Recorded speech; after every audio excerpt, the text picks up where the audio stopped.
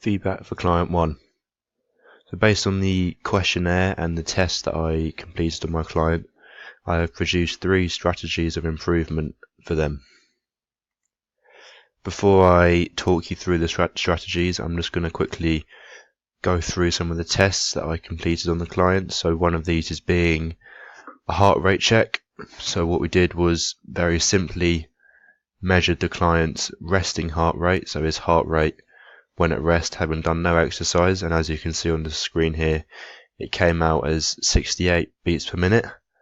So what does that actually mean? If we look at the normative data on the right hand side of the screen, we can see, so he was a male and he's 18 years of age, so we can see 68 beats per minute is just above average. So he, as you can see on the chart here, 66 to 69 beats per minute is above average, and that's, I also proved this in a chart on the left hand side, the bar chart. So also took his blood pressure, and it's not nothing to worry about majorly, but it came out as pre-high, so it's 128/73. So the 128 is his systolic blood pressure, and the 73 is his diastolic blood pressure. So if we look at the normative data on the side, so going up, systolic pressure was 128, and if we go along the 73, it's just inside pre-high blood pressure. So it's nothing majorly to worry about, but it's maybe something that my client should keep an eye on and maybe regularly check to ensure that it's not getting too high, moving into that high blood pressure stage, which can start to become quite dangerous, but at the moment there's nothing majorly to worry about. We also did a waist to hip ratio check. So his waist length in inches was 32 and his hip length was 38. So as a waist to hip ratio, that comes out as 0.84. And if we actually look at the normative data here, he's excellent. It comes out as excellent. As you can see here, it's a bit clearer to see on the bar chart I've made here.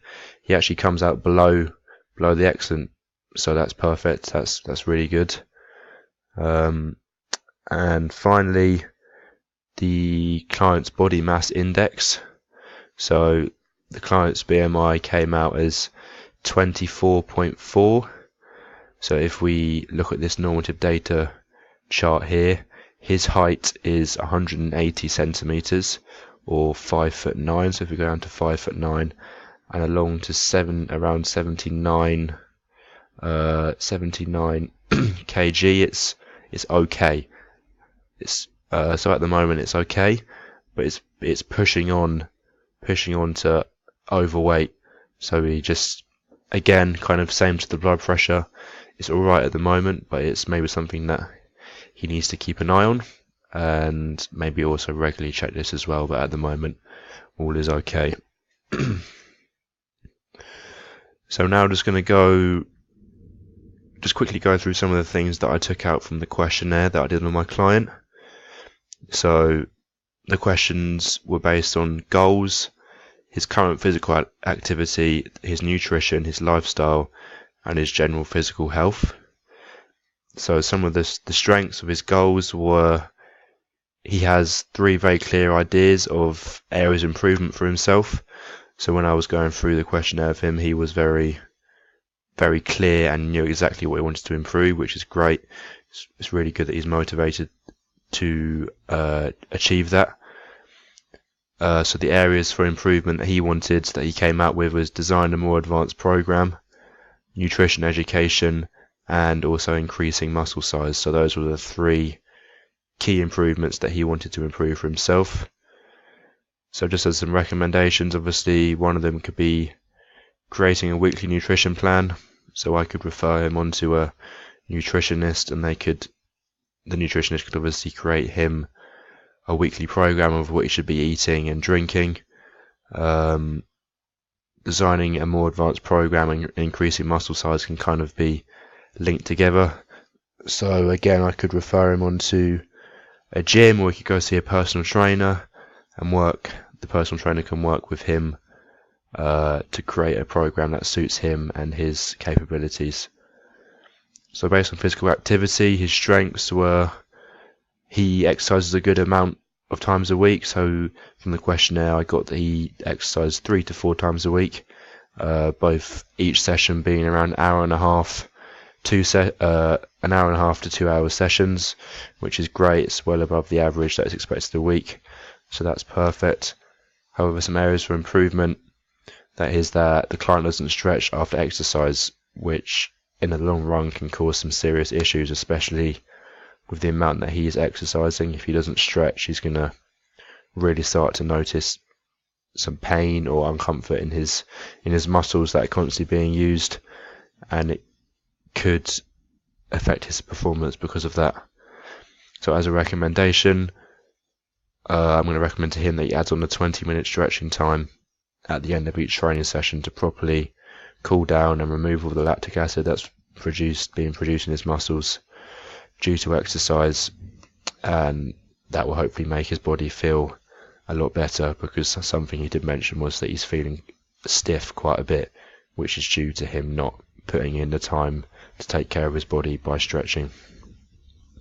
So nutrition, some of his strengths, he doesn't skip meals, which is great, so he's getting in all the food he needs, and he also eats breakfast, which is one of the most important meals of the day to get him up and going.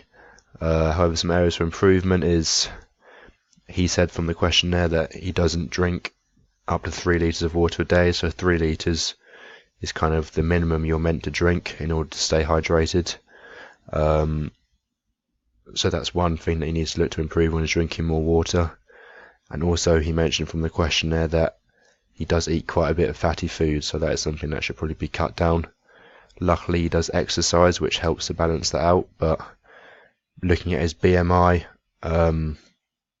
that could be why it's pushing on to nearly overweight, because of maybe the amount of fatty foods he is eating. So yeah, again, some recommendations is going to a nutritionist to receive a nutrition plan to ensure that he's not eating overly amounts of fatty foods.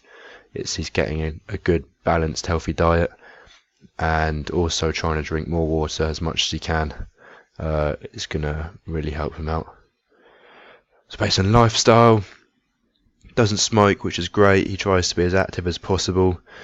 Areas for improvement were getting more sleep. So he said that he only gets about 6 to 7 hours sleep per night, so sleep is obviously crucial. You're expected to get about 9 hours minimum, so that's something that needs to be improved. One recommendation for that could be downloading a sleep pattern app to inform you of when you should be going to sleep. So there's loads of apps out there that you can download which tells you when you should be going to sleep, etc, etc. And finally, physical health. His strengths were, doesn't suffer from injury a lot, he doesn't feel ill a lot, which is great.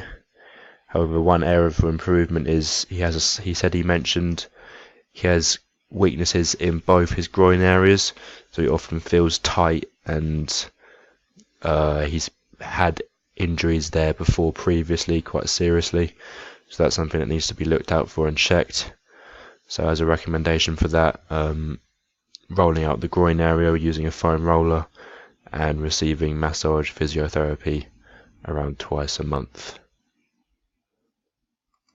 So now we're going to move on to the 3 strategies of improvement for my client that I mentioned at the start of the video. So the first one is actually helping to prevent groin injury. So like I've just said, my client does feel quite a lot of discomfort and pain, stiffness in both of his groin areas. So as a way of preventing this, I need to try and find ways to keep it nice and loose, and to ensure it doesn't get too stiff, which is going to have effect on his performance. So what I've said here is regular stretching and use of a foam roller. It will help to ensure his groin stays loose. So what you should be doing is completing stretching and foam rolling before and after exercise. Every single time he goes to exercise, even if it's just going for a run, ensure that he's stretching out that groin and making sure it's nicely warmed up, to ensure he's not going out exercising on a groin which is feeling discomfort, because it's just not going to help his performance, and it could lead to some serious injury in the long run. Just a few specifics on what he should be doing. Each of the stretches he does, which I'll send him a list of stretches that he can do for the groin. One of them I have presented on the screen anyway, which is a really good one. He should be holding each stretch for at least 30 seconds. So as he feels pain in both groin areas, each groin needs to have at least 30 seconds for each stretch. And the foam rolling exercise should be at least 2 minutes on each groin. So as you can see on the picture of the guy, there's a few different ways you can stretch out using the foam roller. That's one of them that I have presented on the screen. And I will also send him a list of exercises to do with foam roller stretching and just general stretching anyway. So as a result of stretching, it will obviously keeps his groin nice and loose, and it will also increase range of movement and flexibility in that area. So it will ensure that there's no restriction to movement, and it will also avoid any discomfort when he's exercising and reduce risk of injury. Another thing that I've put in place that I think he should do is receiving sports massage. So I can refer him onto a sports like physiotherapist, anyone that can do sports massage, to receive massage at least twice a month. It's really important. Again, it's a way to help to relieve tightness and that is built up in the groin due to exercise. Hopefully, due to stretching and foam rolling that he will be doing, it won't be as bad, but it's really important to go see the sports masseuse as well, to ensure that it stays nice and loose, and to remove any fluid or lactic acid that's just holding around in that groin area, which will have a negative effect on his performance. So the second strategy, a big thing that came out of the questionnaire about my client, is the little sleep that he gets. So like I said before, he gets around 6 to 7 hours of sleep on average, which is a few hours below the average, which is 9 hours. So a really important thing that I have on the screen in yellow here is a good night's sleep is just as important as regular exercise and a healthy diet, which is so true. Ensuring that you get a good night's sleep is really important for your energy levels, your commitment to things. If he's going to be trying to work and exercise off 6 hours sleep, he's going to find it really hard, and his energy levels are going to be at a real low. So as a way of ensuring that he gets a good night's sleep, obviously one way of doing it is just ensuring he goes to bed earlier, but a couple of things that should be put in place to ensure he's getting to sleep earlier is reduce of blue light exposure in the evening. So blue light exposure is given off from any kind of electronic devices, so iPads, phones, TVs, they all give off blue light, and it has an effect of tricking your brain into thinking it's still daytime. So therefore, when it comes to trying to fall asleep, your brain still thinks it's daytime, so it becomes a lot harder for you to fall asleep. So every evening, I'm going to tell my client to try and not expose himself to blue light 2 hours before going to sleep. So this will hopefully help ensure that he's being able to fall asleep nice and smoothly and swiftly without any false interpretations from the brain, thinking that it's still daytime. He can just get to sleep nice and easily. However, if this isn't the case, if he's not able to do this, you are able to install apps that blocks blue light on your smartphone, and these are available for both iPhones and Android models.